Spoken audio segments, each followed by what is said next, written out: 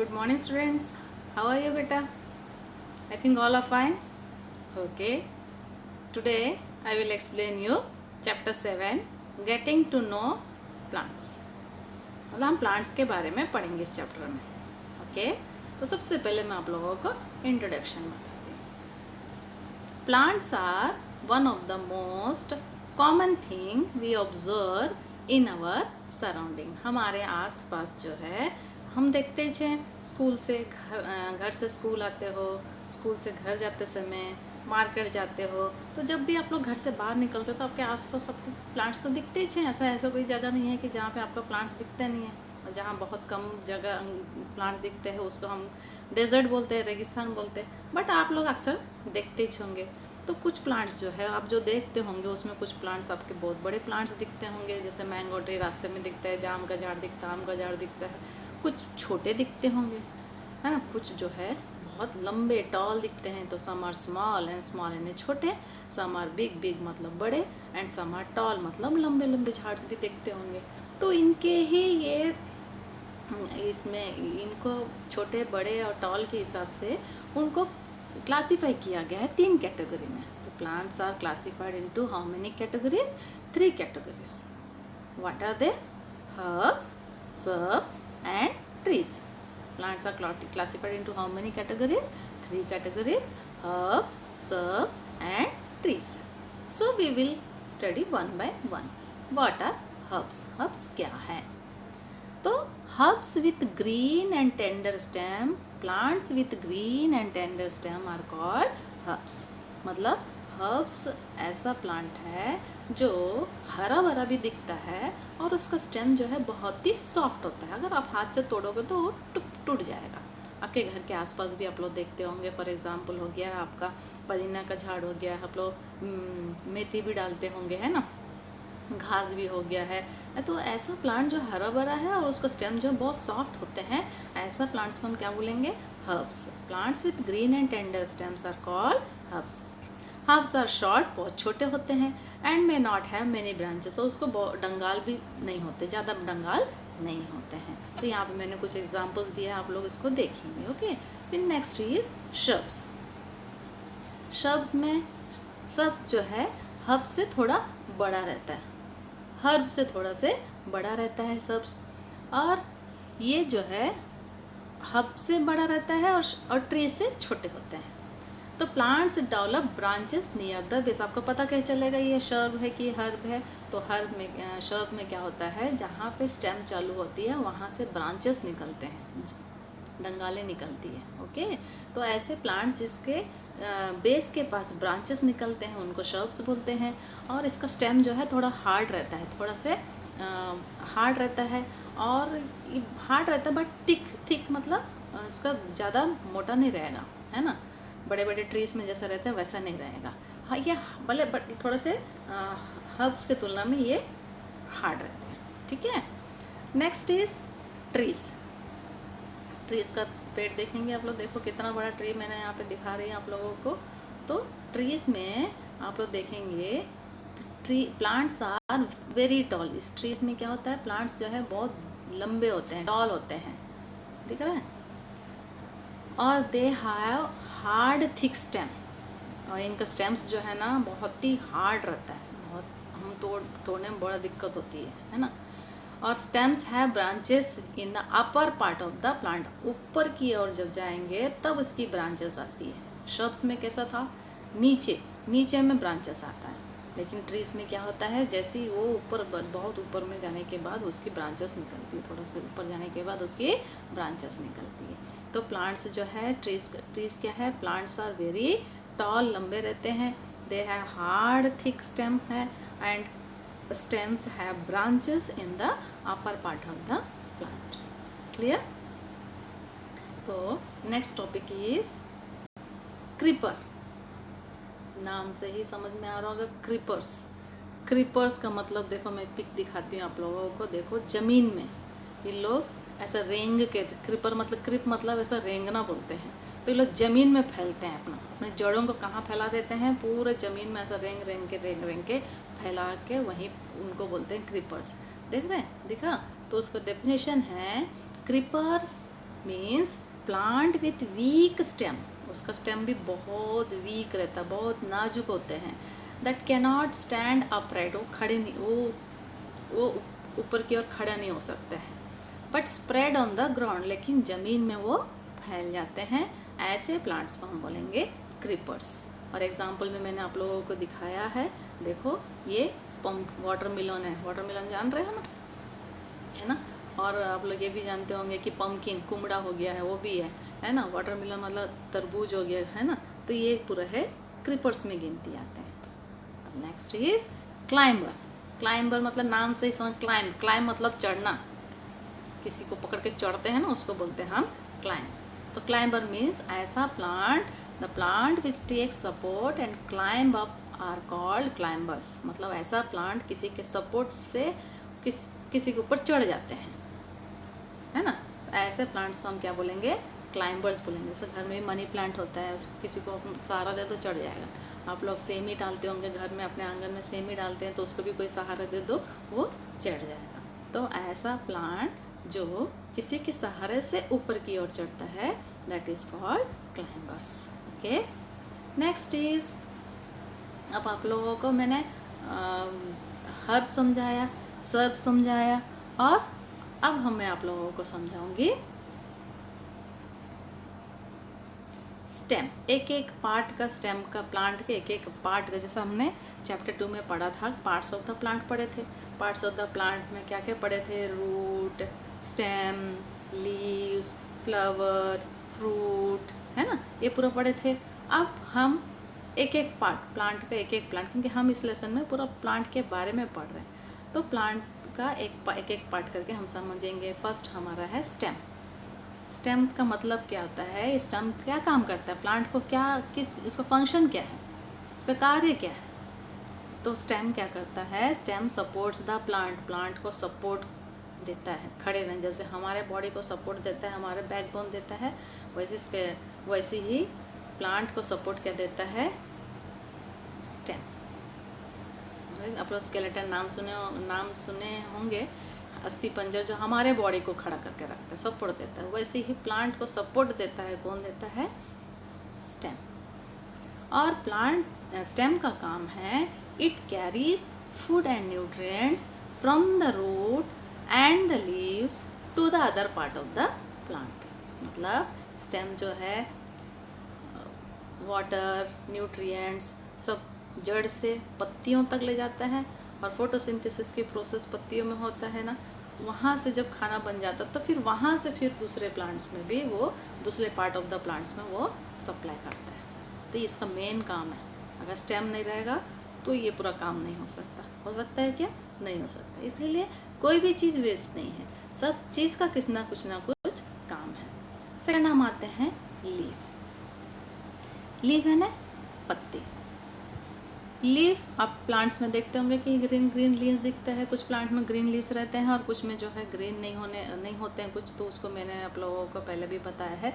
जो प्लांट में जो पत्तियां ग्रीन होती है उसमें फोटोसिंथेसिस होती है, और जिसमें जो ग्रीन पत्तियां नहीं रहती है उसकी बहुत सारा प्रोसेस है, न्यूट्रिशन में कुछ दूसरे के ऊपर डिपेंड रहते हैं, है ना। जब हम उस टॉपिक में आएंगे तो फिर उसको क्लियर करूँगी। अब leaf attach to the stem. Leaf कहाँ पे अटैच है, स्टेम में अटैच है। Leaf attach to the stem, the part of the leaf attach to the stem is called petiole. आप नीचे देख रहे हो, ये पार्ट जो है स्टेम में जाके अटैच होके पत्ती खड़ा रहता है, तो वो जो पार्ट जहाँ पे अटैच है स्टेम में, उस पार्ट को हम क्या बोलेंगे, पीटियोल। क्लियर। अब उसके बाद the broad green part of the leaf is called lamina. Leaf के जो बड़ा से चौड़ा से ऐसा लाइन दिख रहा है, लीफ जो है पत्ता से ब्रॉड शेप में है, उसको हम क्या बोलेंगे, लैमिना। अब उसके किनारे वाले को हम बोलेंगे, लीफ के किनारे बॉर्डर जो बना हुआ, that is called margin, leaf margin. ठीक है। और लीफ के टॉप से नीचे तक एक लाइन से लंबा से पीटियोल से लेके ऊपर तक एक लंबा बीच का लाइन दिख रहा है, दैट इज कॉल्ड मिडरिब। उसको क्या बोलेंगे, मिडरिब बोलेंगे। अब मिडरिब से आप लोग देखते होंगे कि कुछ बगल बगल से धागे टाइप का स्ट्रक्चर निकला हुआ है, कुछ दिख रहा है, क्या है वो? That is called vein. So देखो पत्तियों में भी हमने पार्ट्स ऑफ द लीफ का नाम बता रहे हैं। जो पोर्शन नीचे का पोर्शन प्लांट में अटैच है दैट इज कॉल्ड पीटियोल, और पूरे हरा कलर का ब्रॉड शेप में जो है दैट इज कॉल्ड लैमिना, और उसको बॉर्डर को हम क्या बोलेंगे? मार्जिन। और पीटियोल से लेके टिप तक जो गया हुआ है बीच में central line that is called midrib, और बीच बीच में देखो पतले पतले वेन निकले हुए हैं दैट इज कॉल्ड वेन्स। तो leaf attach to the stem, the part of the leaf attach to the stem is called petiole, and the broad green part of the leaf is called lamina, and the middle line from the top to the bottom leaf is called midrib, and the line on the leaf called veins.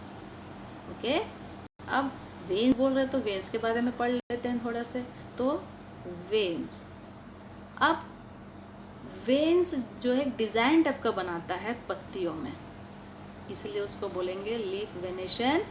The design made by veins in a leaf is called leaf venation. मतलब हर पत्तियों में, अगर आप लोग ध्यान से घर में भी अभी देखो, लॉकडाउन चल रहा है, टाइम आप लोगों को इसमें सीखने भी हो जाएगा। घर के आसपास पत्तियों को 3-4 वैरायटी के पत्तियों को लीजिए, वैरायटी मैं बताऊंगी अभी आपको। उस वैरायटी पत्ती को आप लोग क्या करेंगे? कॉपीज़ में या फिर गद्दे के नीचे उसको दबा के रख दीजिए। आफ्टर 4 to 5 days आप देखेंगे ऊपर का पत्ती जो है ना ब्राउन कलर का हो गया, सूख जाएगा और वो धीरे धीरे झड़ने लगेंगे, तो आपके उसके वेन्स दिखेंगे। ये आपका होमवर्क भी रहेगा, ठीक है, मैं बताऊंगी अभी आपको बाद में। तो the design made by veins in a leaf is called leaf venation, and there are 2 types of leaf venation. कितने टाइप्स का लीफ वेनेशन है? 2 टाइप्स है। One is parallel venation and second is reticular venation. आप यहाँ pic में देख रहे हैं कि पैरेलल वेनेशन और रेटिकुलेट वेनेशन पिक में अलग अलग दिखाई। अब मैं अलग से समझाऊंगी, उसमें और आपका क्लियर हो जाएगा। Clear? So shall we move next topic? So next topic is parallel venation. Which venation? Parallel venation.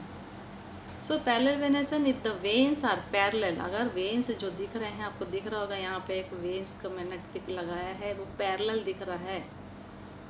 Parallel का मतलब होता है कि वो कभी एक दूसरे से मिल नहीं सकते, सीधे सीधे जाते हैं। जैसे रेलवे ट्रैक, हमारा रेलवे ट्रैक को देखें, पैरेलल रहते हैं उसका ट्रैक्स, ठीक है।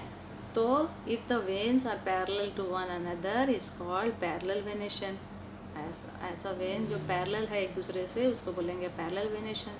फॉर एग्जांपल आपके घरों में मिल जाएंगे, बनाना का पत्ती को देखोगे तो उसमें पैरेलल वेनेशन है।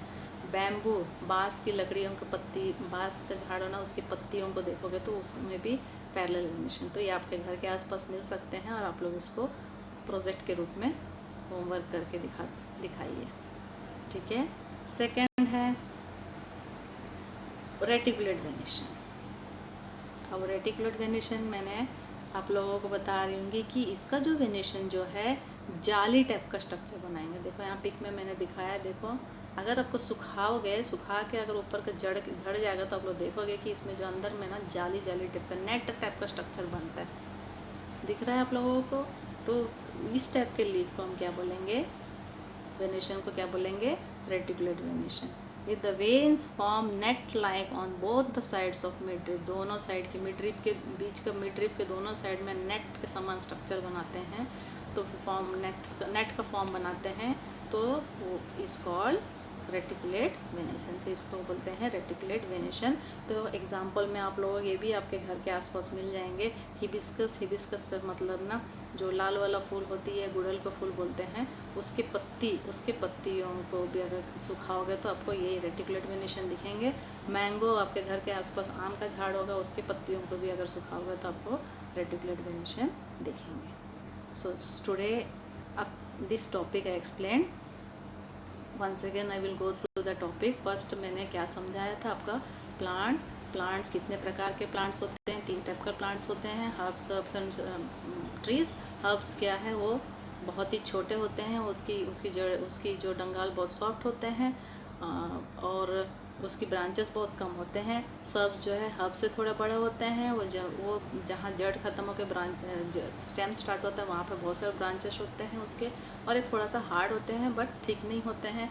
ट्रीज़ बड़े हैं, ट्रीज़ जो है लंबे लंबे रहते हैं, उसको वो बहुत हार्ड रहता है। उसके ऊपर पोर्शन में ब्रांचेस बनते हैं। उसके बाद हमने क्रीपर्स पढ़े हैं। क्रीपर्स मतलब जो रेंगते हैं बहुत सारे, तो और उसके स्टेम बहुत सॉफ्ट होते हैं, नीचे ज़मीन में रेंग के वो अपना फल वो बढ़ते हैं। देन क्लाइंबर्स का मतलब किसी के सहारे से ऊपर की ओर चढ़ते हैं। Those plants are called climbers. अब एक एक प्लांट का हर एक बाग का एक एक फंक्शन है। जैसे स्टेम है, स्टेम सपोर्ट द प्लांट को सपोर्ट करता है, खड़े होने में मदद करता है। और वो क्या करता है, फूड और न्यूट्रिएंट्स को रूट्स से लीव्स तक और लीव्स से लेके पूरा पार्ट ऑफ द प्लांट को प्लांट में डिस्ट्रीब्यूट करने में हेल्प करता है। देन लीव जो है बहुत इंपॉर्टेंट पार्ट है प्लांट का। यहाँ पे फोटोसिंथेसिस के प्रोसेस होता है लीफ में, इसलिए बहुत इंपॉर्टेंट पार्ट है। बट अब लीफ का हम स्ट्रक्चर बता रहे हैं, तो लीफ का जो बेस जो प्लांट में जो टच होकर रहता है दैट इज़ कॉल्ड पीटियोल, और उसका पूरा ब्रॉड पोर्शन को हम क्या बोलेंगे, लैमिना, और उसका मार्जिन को क्या बोलेंगे हम, किनारे जो मार्जिन बना उसका दैट इसको मार्जिन है। और बीच पेटियोल से लेके टिप ऑफ द लीफ को क्या हो गया, मिड ड्रिप हो गया है। और बीच बीच में जो है आप लोग पतले पतले वेन्स जब दिख रहे हैं तो वो वेन्स है। तो वेन्स भी हमारे दो टाइप के वेन्स होते हैं, और उसको बोलते हैं लीफ वेनेशन बोलते हैं, parallel venation and reticulate venation. Parallel मैंने आप लोगों को समझाया कि पैरेलल जो है ना, उसके जो वेन्स जो है हमेशा पैरेलल रहते हैं, एक दूसरे से जुड़ते नहीं हैं, ऐसे वेन्स को हम बोलेंगे पैरेलल वेनेशन। और वो एग्जाम्पल है बैम्बू और बनाना। सेकंड है रेटिकुलेट वेनेशन में क्या होता है, वेन्स जो है नेट फॉर्म बनाता है दोनों मिड ड्रिप के दोनों साइड्स में, ऐसे वेनेशन को हम बोलेंगे रेटिकुलेट वेनेशन। एग्जाम्पल है hibiscus and mango. Okay, I think this topic what I explained you, I think all of you understand it clearly, and remaining topic I will explain you in the next period. So homework I will give you, so all of you complete that homework and submit it. Okay, take care all of you, and follow all the precautions.